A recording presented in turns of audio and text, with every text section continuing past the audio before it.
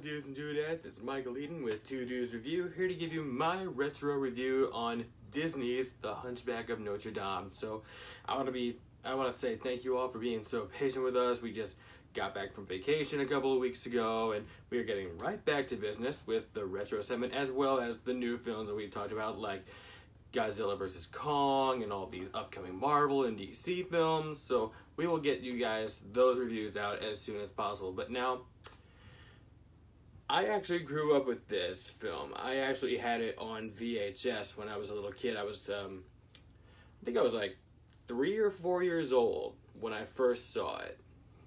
I was too young to see it in theaters. It came out in like 1996. And looking back at it, I didn't realize it then when I was a kid, but man, this is hands down the darkest Disney film ever made. Now that's saying quite a bit, because they've done some dark films before, like The Black Cauldron, which I think is kind of crap, but nothing like this.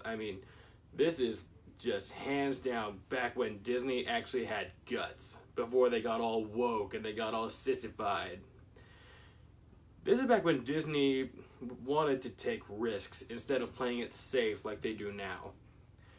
So this movie is basically based on a historical novel written by Victor Hugo, and the book actually talks about the corruption of church and the overuse of power that it had back in the 1800s. Now, the movie obviously doesn't take that route. It takes the route of the ugly duckling angle with a young man named Quasimodo who rings the bells in Notre Dame, and his master Frollo is horrible to him, and Quasimodo just wants to go out into the public and be accepted by the people, and just from that alone you'd think that sounds boring, but the way they do it is just so interesting and so mind-blowing. Just the animation itself back then was so mind-blowing. Nowadays, there's no 2D animation anymore. Once in a while you'll have it in shows for little kids, but nothing like this. This was back when they did 2D animation. They didn't do CG crap. They didn't do, 3D animation. I greatly miss 2D animation. I hope it makes a comeback very, very soon. And, the best part of the movie for me is the music. Wow, the gothic choirs, the Quasimodo song Out There. I can sing that note for note. And hands down, the best villain that Disney ever did. You can keep your Stinky Pete, you can keep your Governor Radcliffe, you can keep your Jafar, you can keep your Ursula, you can keep your Hades, but Frollo, the best Disney villain ever made.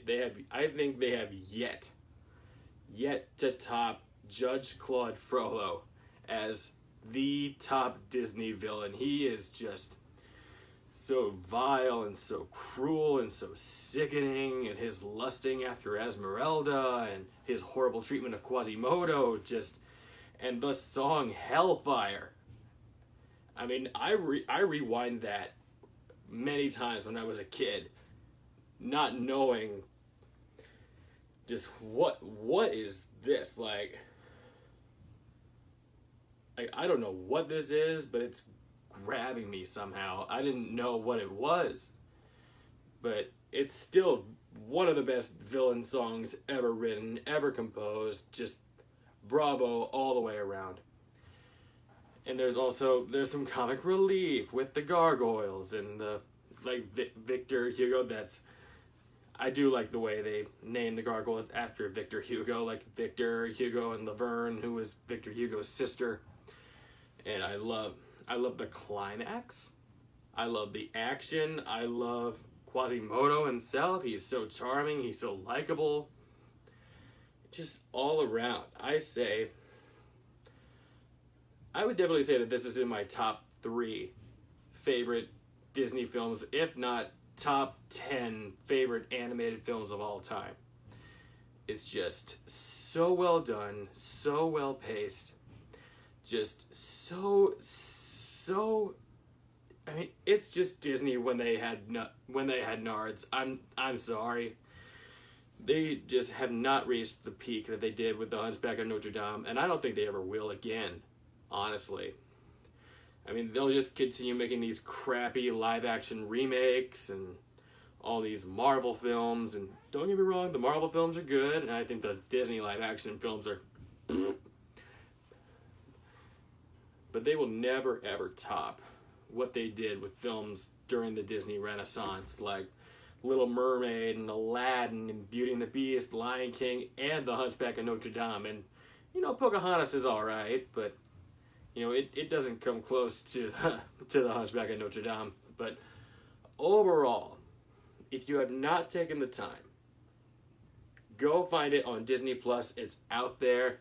Definitely check it out. I could not recommend it more. The music is great. The characters are memorable. The animation is stunning. Just go watch it now. Stop watching this video. Go watch it and have a great time. So, with that being said, guys, I want to keep the Disney train going with the retro segment, mainly because in honor of the classic Disney trailer voice actor Mark Elliott, who passed away recently. I want to keep the Disney train going for a little bit. So I'm going to surprise you guys next time with the Disney retro review. So until next time, guys, I'm Michael Eaton of Two Dudes Review. Have a great night.